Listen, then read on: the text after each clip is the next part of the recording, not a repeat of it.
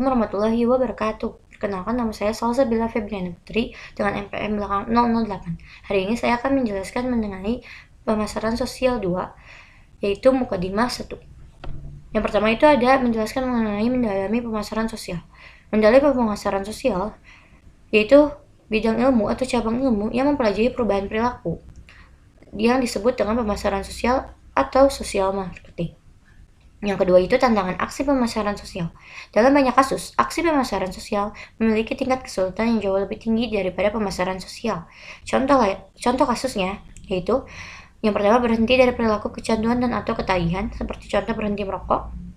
Yang kedua itu mengubah diri dari gaya hidup yang sudah terlanjur nyaman, seperti contoh mengurangi volume air ketika kita mandi, atau mengurangi penggunaan hairspray yang karena dapat merusak ozon. Yang ketiga itu menolak tekanan teman sebaya, seperti contoh menolak ajakan perilaku seksual terlarang.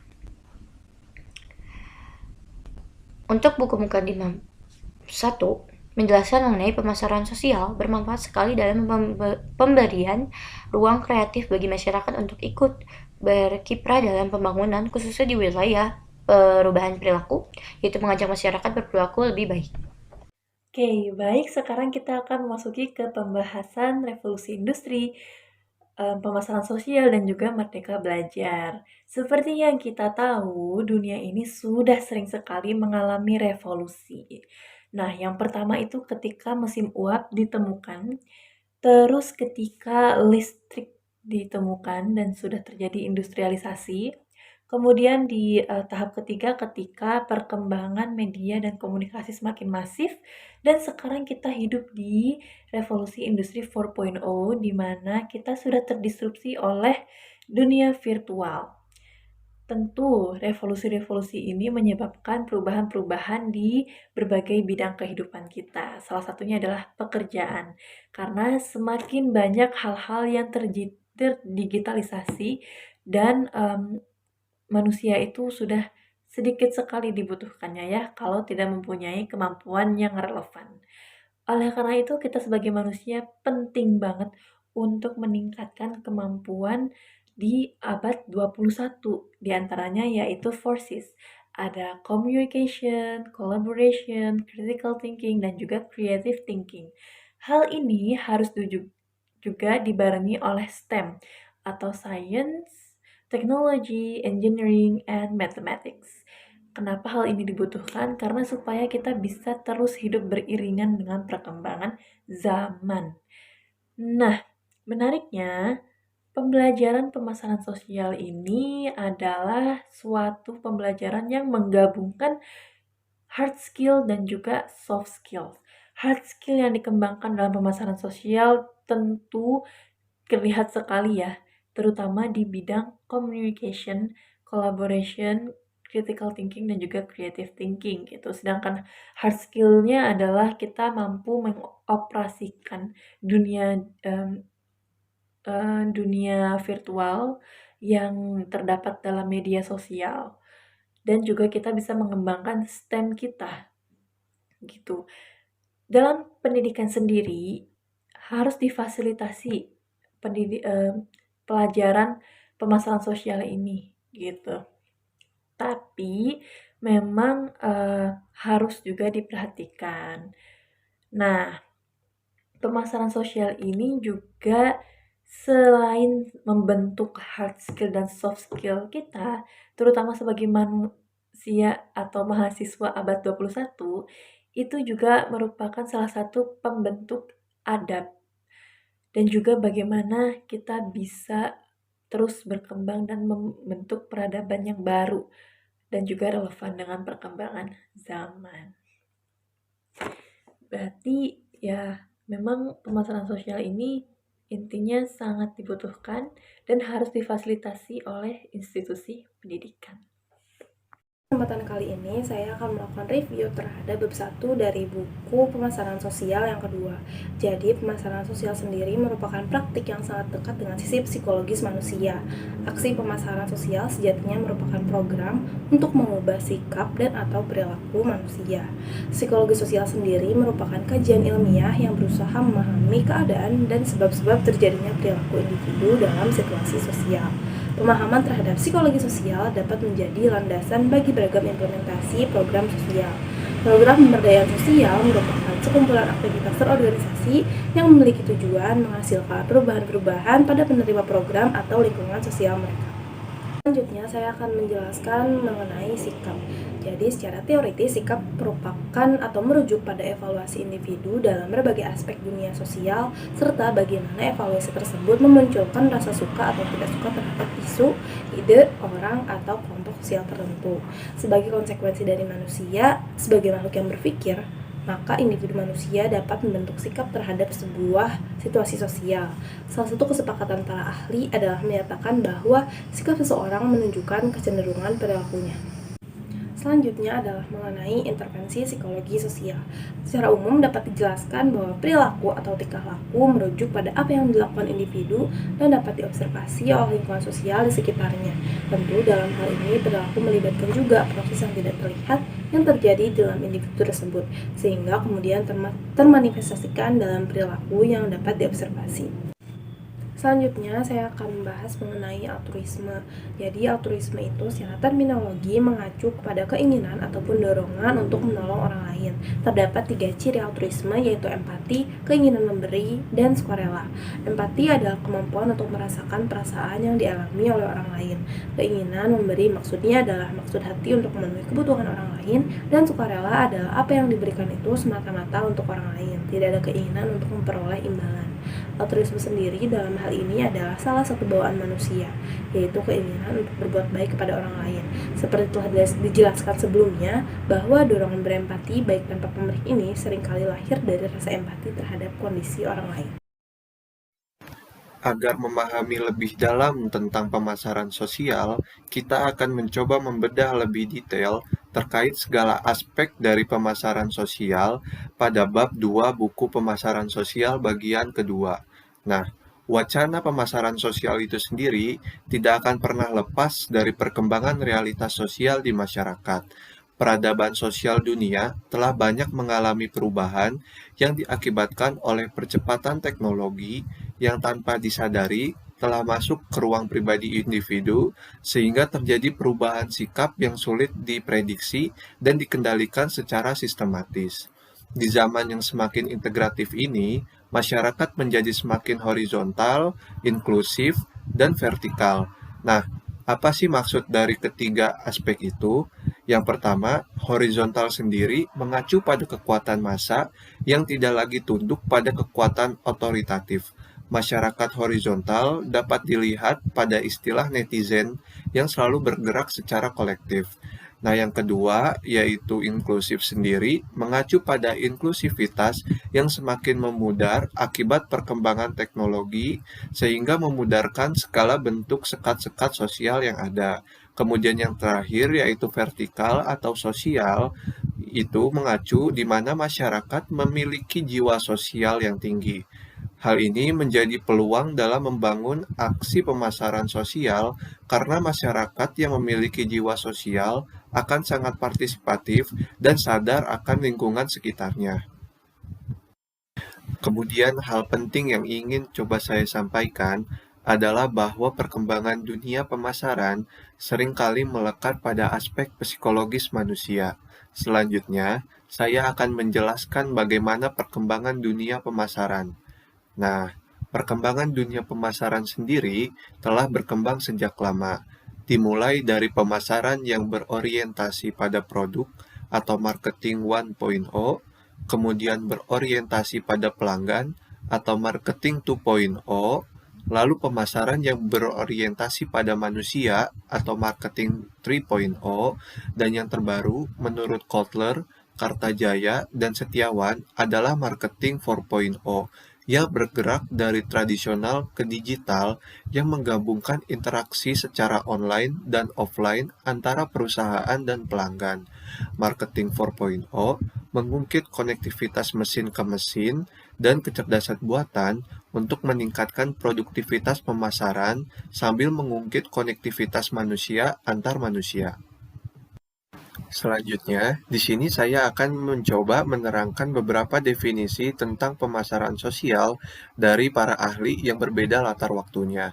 Yang pertama, menurut Manoff pada tahun 1985, pemasaran sosial adalah strategi untuk merubah berbagai temuan ilmiah tentang kesehatan dan nutrisi ke dalam pendidikan dan tindakan dengan mengadopsi metode pemasaran komersial.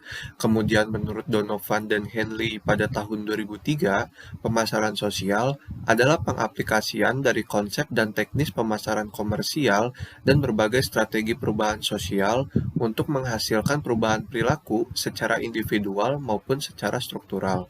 Kemudian menurut Lefevre pada tahun 2013 menjelaskan bahwa pemasaran sosial adalah penggunaan disiplin ilmu pemasaran pada masalah sosial dan penyebabnya, di mana teknik ini menyediakan kerangka kerja untuk mengembangkan solusi inovatif dalam menyelesaikan berbagai permasalahan sosial. Selain definisi secara teoritis, ada lagi definisi pemasaran sosial dari aspek operasional. Menurut Kotler, Roberto, dan Lee, pemasaran sosial adalah penggunaan prinsip dan teknik pemasaran untuk memengaruhi target audience untuk secara sukarela menerima, menolak, memodifikasi, atau meninggalkan perilaku lama untuk keuntungan individu, kelompok, atau masyarakat secara keseluruhan.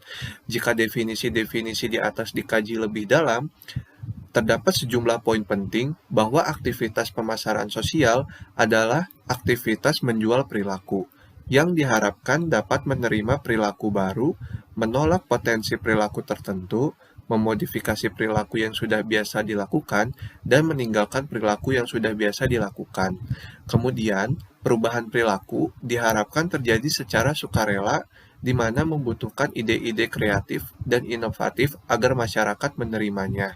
Kemudian, memilih dan memengaruhi target audience menjadi aktivitas utama dan prioritas yang perlu dilakukan sebelum melakukan aksi pemasaran sosial.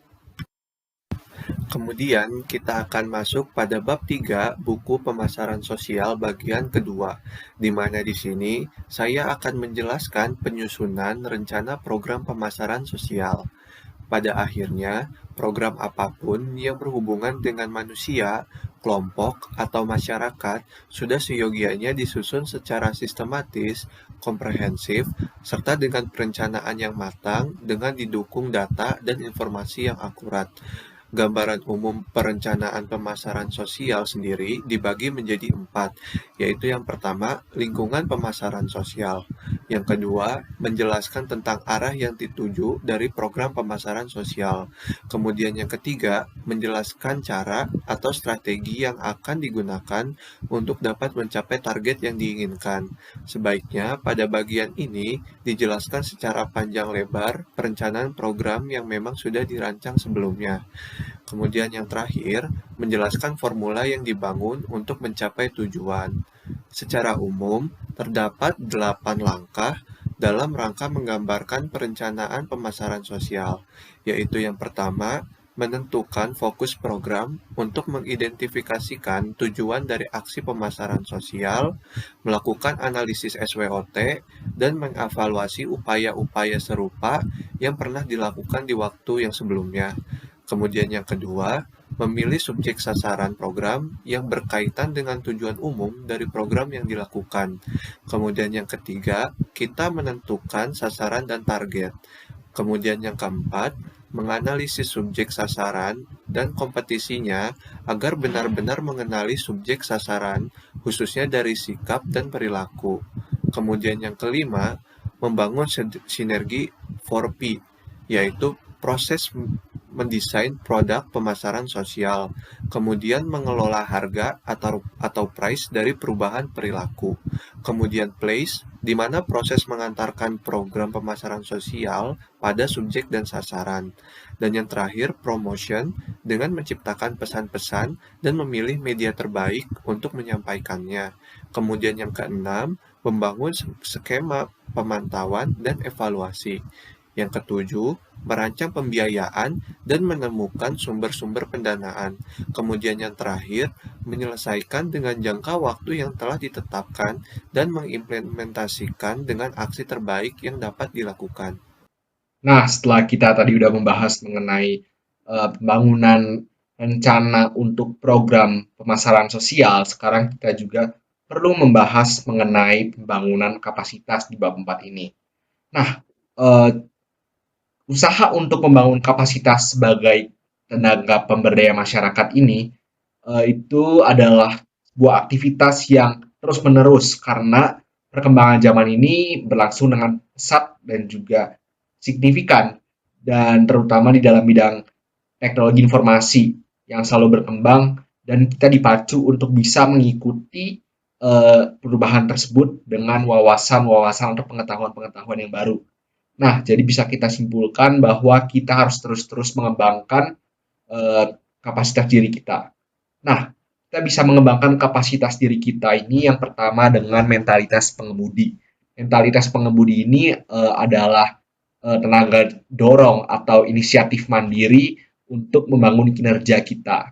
Nah, di dalam praktik pemasaran sosial ini, kita itu melaksanakan usaha yang tidak ringan tentunya, karena kita harus dihadapi dengan perilaku manusia yang bervariasi dan juga kompleks dan juga kecenderungan zaman yang berbeda-beda. Lalu banyak hal yang bisa menjadi penghambat bagi praktik pemasaran sosial. Nah, yang harus dibangun ini adalah mentalitas kita, yaitu kita sebagai social marketers atau pemasar sosial. Nah, si prinsip seorang pengemudi ini, dia memiliki 4 jumlahnya. Yang pertama itu ada inisiatif, melayani atau serving, dia responsible bertanggung jawab, dan juga navigating.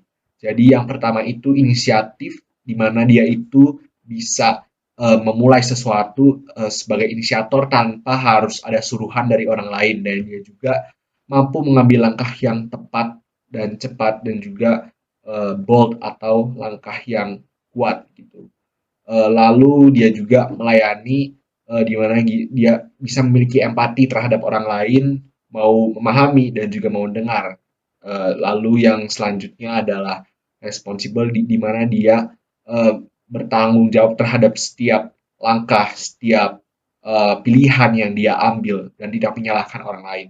Lalu sebagai navigator atau navigating, prinsip navigating ini artinya kita membawa orang, menavigasi orang terhadap tujuan-tujuan yang telah ditentukan, dan dia juga memiliki skill untuk mampu mengarahkan dan juga menyemangati agar sampai ke tujuannya gitu, si orang-orang yang kita beri keterampilan. Nah, lalu orang-orang yang memiliki mentalitas driver ini dia memiliki beberapa ciri-ciri, yaitu dia itu suka dengan tantangan-tantangan baru, dia berani untuk bisa menghadapi tantangan tersebut, dan dia tidak takut untuk melakukan kesalahan-kesalahan kecil di dalam aksi atau pilihan yang dia ambil. Lalu dia juga bisa memecahkan masalah bersama-sama, bisa bekerja dengan sungguh-sungguh, dengan penuh hati, dia memimpin dengan arah yang jelas, dia tahu kemana dia harus pergi dan mengapa dia harus pergi ke suatu tujuan tertentu. Nah, lalu mentalitas pengemudi ini tentunya bakal mendorong praktisinya untuk bisa menyelesaikan tantangan sampai selesai dan tidak setengah-setengah. Nah, lalu selanjutnya selain mentalitas driver, kita juga harus membangun disiplin kita. Nah, disiplin ini tuh bagian dari pengembangan diri kita dan proses yang terus-menerus kita harus hadapi, seperti dengan pengembangan kapasitas kita. Nah, apa sih self-discipline ini? Self-discipline ini adalah kemampuan untuk mengembangkan eh, kemampuan yang bisa membuat kita itu bertindak tanpa dipengaruhi oleh emosi. Nah, disiplin ini perlu dikembangkan banget oleh pemasar sosial karena disiplin diri ini bisa membangun praktisinya untuk mengembangkan dirinya dan juga menguatkan kinerjanya, terus juga mengisi waktu-waktunya. Nah, disiplin diri ini menjadi alat yang sangat baik untuk orang-orang yang pengen sukses dan disiplin ini tuh harus dibiasakan tentunya dan dalam kasus tertentu harus dipaksakan agar bisa terinternalisasi oleh praktisinya atau yang melaksanakannya. Nah, lalu kita juga harus membangun kemampuan berpikir kita, di mana manusia ini punya kebebasan untuk mengembangkan cara pikirnya dan juga sebaliknya atau menurunkan cara pikirnya. Tetapi kita jangan lakukan itu ya teman-teman. Nah, eh, sebagai tenaga atau pendaya masyarakat di dalam tugasnya sebagai pemasar sosial, kita harus mengasah kemampuan berpikir kita agar kita bisa menganalisis, memetakan, dan mencari jalan keluar yang baik untuk masyarakat dan juga menganalisis perilaku-perilakunya. Nah, ada dua kemampuan berpikir yang harus kita kembangkan, yaitu kemampuan berpikir kreatif dan kemampuan berpikir kritis. Nah, berpikir kreatif ini adalah kemampuan untuk bisa mengkonstruksikan gagasan atau pemikiran baru yang belum pernah terpikirkan sebelumnya. Nah, produk dari pemikiran kreatif ini bisa berupa cara atau metode baru dalam mendeskripsikan atau menggambarkan dunia yang ada di sekitar kita. Nah, maka dari itu seorang social marketer harus bisa menyediakan waktu-waktunya untuk membangun kemampuan berpikir kreatifnya. Karena banyak isu-isu yang perlu cara-cara baru untuk melaksanakannya dan tidak bisa diselesaikan dengan cara-cara yang tradisional. Nah, lanjut ke membangun kemampuan berpikir kritis. Nah, kritis ini tuh dapat dikatakan cara berpikir atau seni cara berpikir untuk menganalisis gagasan-gagasan berdasarkan penalaran atau pemikiran yang logis. Nah, ini sangat dibutuhkan untuk pemasar sosial karena memampukan para pemasar-pemasar sosial ini untuk bisa membangun perencanaan-perencanaan yang runtut, sistematis, dan juga kritis karena banyak aspek-aspek yang harus dihadapi. Nah, di mana dunia ini yang semakin kompleks, masalahnya pun juga semakin kompleks, diperlukan juga pemikiran kritis agar kita bisa mampu memetakan setiap aspek yang ada, dan dari situ kita bisa membangun sistematika penyelesaian masalahnya dengan sistematis pula. Nah, begitu saja dari bab yang terakhir dari buku pemasaran sosial 2. Semoga bermanfaat bagi para penonton, teman-teman, dan Bapak juga. Di sini saya Luhut Kaleb, saya undur diri. Terima kasih.